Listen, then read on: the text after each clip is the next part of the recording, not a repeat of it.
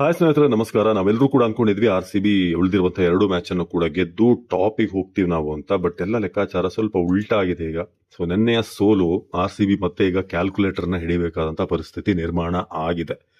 ಏನು ಮಾಡಕ್ಕಾಗಲ್ಲ. RCB ಪ್ರತಿ ಸಲ ಕೂಡ ಒಂದಷ್ಟು ಈ ತರ ಡ್ರಾಮ್ಯಾಟಿಕ್ ಆಗಿ ಏನಾದ್ರೂ ಒಂದು ಎಂಡಿಗೆ ಕ್ಲೈಮ್ಯಾಕ್ಸ್ ಅಲ್ಲಿ ಟ್ವಿಸ್ಟ್ ಗಳನ್ನು ತಂದೆ ಕ್ವಾಲಿಫೈ ಆಗಿರೋದು. ಕ್ವಾಲಿಫೈ ಆಗಿದೆ ಈ ಸಲ. ಬಟ್ ಟಾಪ್ 2 ಹೋಗ್ಬೇಕು ಅನ್ನೋದು ನಮ್ಮ ಕನಸಾಗಿತ್ತು. ಅದನ್ನ ಪಟಿದಾರ್ ಕೂಡ ಹೇಳಿದ್ರು. ಬನ್ನಿ, ಹಾಗಾದ್ರೆ ನೆನೆ ಒಂದು ಸೋಲು ಎಷ್ಟು ಮಟ್ಟಿಗೆ ಟೇಬಲ್ ಅಲ್ಲಿ ಟ್ವಿಸ್ಟ್ ಗಳನ್ನ ತಂತು, ಮತ್ತೆ ನಮ್ಗೆ ಏನ್ ಸಮಸ್ಯೆ ಆಗಿದೆ. ಬಟ್ ಒಂದು ಲಾಭ RCBಗಿದೆ. RCBಗೆ ಇನ್ನೂ ಕೂಡ ಒಂದು ಅಡ್ವಾಂಟೇಜ್ ಇದೆ. ಅದೇನು ಅಂತ ಹೇಳ್ತೀನಿ, ಕೊನೆ ತನಕ ಈ ವಿಡಿಯೋ ನೋಡಿ.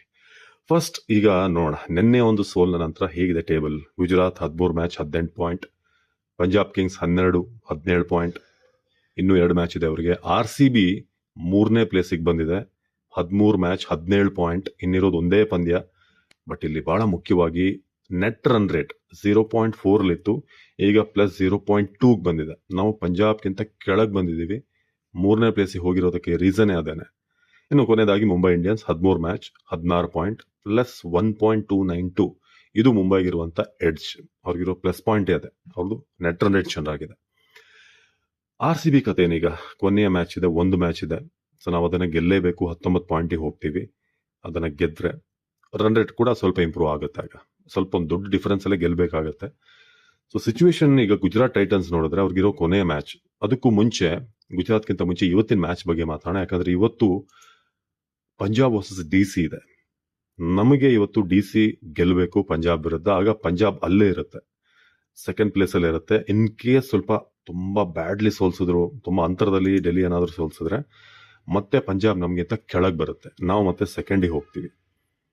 ಇವತ್ತು ವರ್ಸ್ಟ್ ಕೇಸಲ್ಲಿ ಸೋಲ್ಬೇಕು ಪಂಜಾಬ್, ಅದು ನಮಗೆ ಬೇಕಾಗಿರೋದು. ಆಗ್ಲೇ ಹೇಳಿದ್ನಲ್ಲ, ಕ್ಯಾಲ್ಕುಲೇಟರ್ ಬೇಕೇ ಬೇಕು ಅಂತ. ಇದೇ ರೀಸನ್ಗೆ ಪಂಜಾಬ್ ಕಿಂಗ್ಸ್ ಈಗ ವರ್ಸ್ಟ್ ಕೇಸಲ್ಲಿ ಸೋಲ್ಬೇಕು. ಆಗ ನಾವು ಮತ್ತೆ ಟಾಪ್ 2 ಹೋಗ್ತೀವಿ 17. ನೆಕ್ಸ್ಟ್ ಮ್ಯಾಚ್ ಇರೋದು GT ವರ್ಸಸ್ ಸೂಪರ್ ಕಿಂಗ್ಸ್. ಇದರಲ್ಲಿ ಚೆನ್ನೈ ಗೆಲ್ಲಬೇಕು. ಅದು ಕೂಡ ಒಳ್ಳೆ ಅಂತರದಲ್ಲಿ ಗೆದ್ರೆ ಒಳ್ಳೇದು ಚೆನ್ನೈ. ಬಟ್ ಚೆನ್ನೈ ಈಗಿರುವಂತ ಫಾರ್ಮ್ ಅಲ್ಲಿ ಗೆಲ್ತಾರ ಅನ್ನೋದೇ ಪ್ರಶ್ನೆ. ಬಟ್ ಹೇಳಕ್ಕಾಗಲ್ಲ, ಯಾಕಂದ್ರೆ ಲಾಸ್ಟ್ 2 ಮ್ಯಾಚ್ ನೋಡಿದ್ರೆ LSG ಮನೆ ಗೆದ್ದಿದ್ದು, ಸನ್ರೈಸರ್ಸ್ ನೆನ್ನೆ ಗೆದ್ದಿದ್ದು. ಸೊ ಚೆನ್ನೈ ಕೂಡ ಒಂದು ಸರ್ಪ್ರೈಸ್ ಕೊಟ್ರೆ ಒಳ್ಳೇದು. ಗುಜರಾತ್ ಟೈಟನ್ಸ್ 18ರಲ್ಲೇ ಇರುತ್ತೆ, ಟಾಪ್ ಅಲ್ಲಿ ಇರ್ತಾರೆ ಅವರು. ನೆಕ್ಸ್ಟ್ ಮ್ಯಾಚ್ ಬಂದು ಸನ್ರೈಸರ್ಸ್ ವರ್ಸಸ್ KKR. ಸಂಡೇ ಇದೆ. ಅದೇನು ಪ್ರಯೋಜನ ಇರುವಂತ ಮ್ಯಾಚ್ ಅಲ್ಲ, ಅದೇನು ಎಫೆಕ್ಟ್ ಆಗಲ್ಲ ಟೇಬಲ್ ಮೇಲೆ, ನಮ್ಮ ಇದ್ರ ಮೇಲೆ, ಕ್ವಾಲಿಫಿಕೇಶನ್ ಮೇಲೆ, ಟೇಬಲ್ 2 ಮೇಲೆ. ಸೊ ಅದಾದ್ಮೇಲೆ ಇರೋ ಮ್ಯಾಚ್ ಅಂತಂದ್ರೆ ಅದು ಸೋಮವಾರದ ಮ್ಯಾಚ್, ಬಹಳ ಕ್ರೂಷಿಯಲ್ ಮ್ಯಾಚ್. ಯಾಕಂದ್ರೆ ಪಂಜಾಬ್ ಕಿಂಗ್ಸ್ ಮುಂಬೈ ಇಂಡಿಯನ್ಸ್. ಈಗ ನಾವು ಅನ್ಕೊಂಡ ಹಾಗೆ ಅವರಿಬ್ರು ಸೋತಿದ್ದಾರೆ ಅಂತ ಅನ್ಕೊಳ್ಳೋಣ.